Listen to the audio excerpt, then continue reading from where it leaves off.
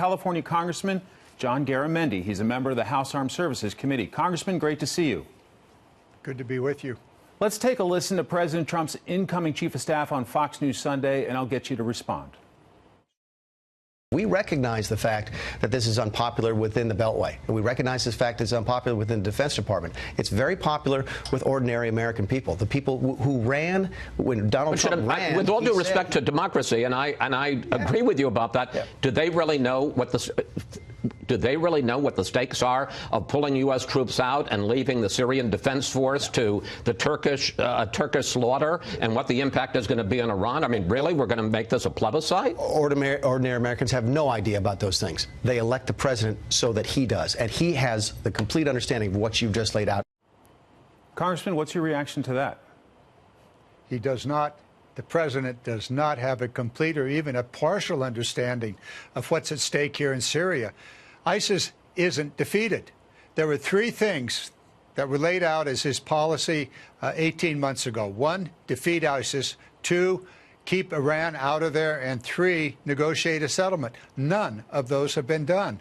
It is a very, very serious mistake to pull out. Now, all of us would love to get out of Syria, would love not to be in the Middle East. But the fact of the matter is, it is critically important that there not have a resurgence of ISIS, which is almost certain to happen. And secondly, Iran will occupy that space along with Russia.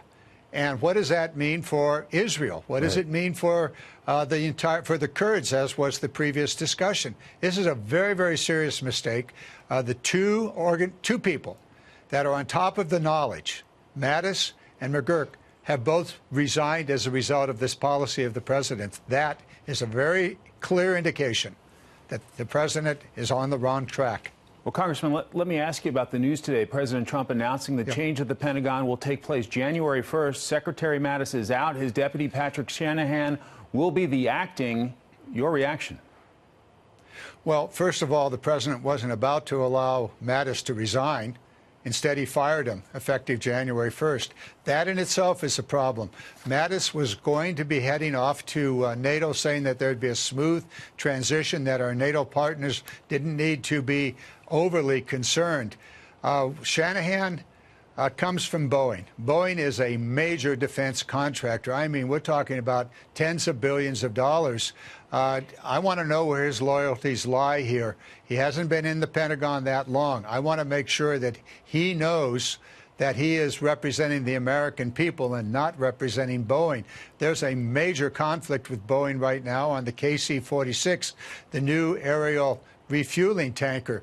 So this in and of itself is a problem, but the real problem is the kind of leadership that's absolutely necessary at the Department of Defense to be on top of the issues, to understand the geopolitical nature of this world, and at the same time be able to communicate with the president. Obviously, Mattis could no longer do that. Switching gears to the partial government shutdown, how did compromise become a dirty word in Washington? Isn't that what the American people want, sir?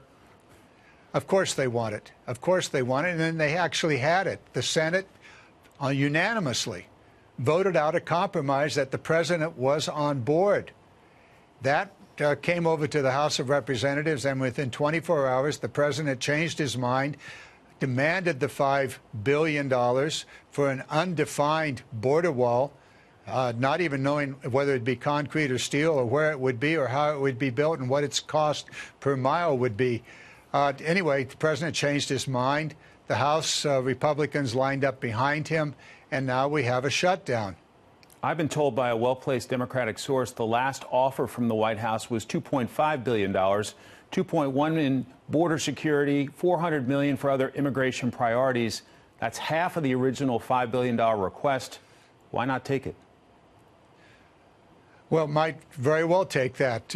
Border security is something that we have wanted. The Democrats have wanted that over and over, and have. But we said just to build a wall without any plans.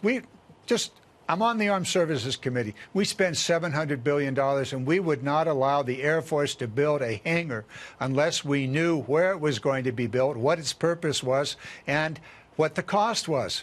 The president's simply demanding $5 billion for a wall or a fence or whatever it might be without any definition of where, when, and how.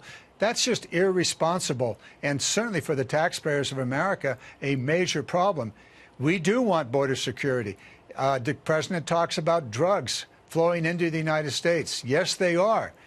And if you want to go after drugs, fund the Coast Guard. The Coast Guard interdicts 10 times the amount of drugs that the Border Patrol does. Congressman John Garamendi, thank you so much for your time, sir. I look forward to seeing you back on the Hill. Whenever. Thank you.